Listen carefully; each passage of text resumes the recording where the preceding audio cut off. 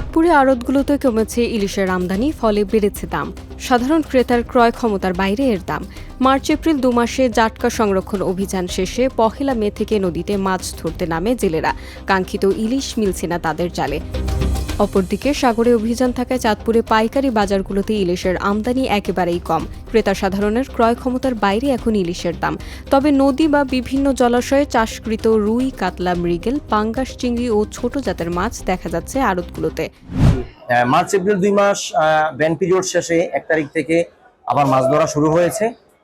আসলে মাছের পরিমাণ কম, এখনই যে খুব বেশি পরিমাণ মাছ আসবে এরকমটা আশা করাও ঠিক না। সামনে সময় আছে, সিজন আছে, আগামীতে মাছ আরো বাড়বে বলে আমরা আশা করি। বর্তমানে পাইকারি বাজারে 1 কেজি 100 থেকে 200 গ্রাম ইলিশ বিক্রি হচ্ছে 3200 থেকে 3300 টাকায়।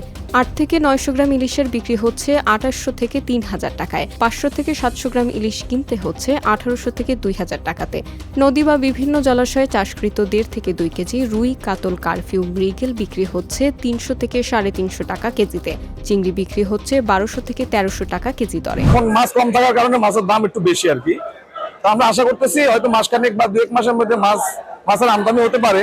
আসছিলাম মাছ নেওয়ার জন্য আসছিলাম, কিন্তু আমার সামর্থ্যের অনুযায়ী বাইরে। ঠিক আছে, আমাদের চাঁদপুর শহর মাছ অনেক কম থাকা উচিত, কিন্তু 5000 কেউ 5000 কেউ 4000 চাইতেছে।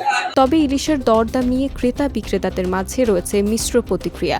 মাছঘাটে ইলিশের আমদানি বাড়লে দামও কমে যাবে বলে জানান মৎস্য বণিক সমিতির সভাপতি।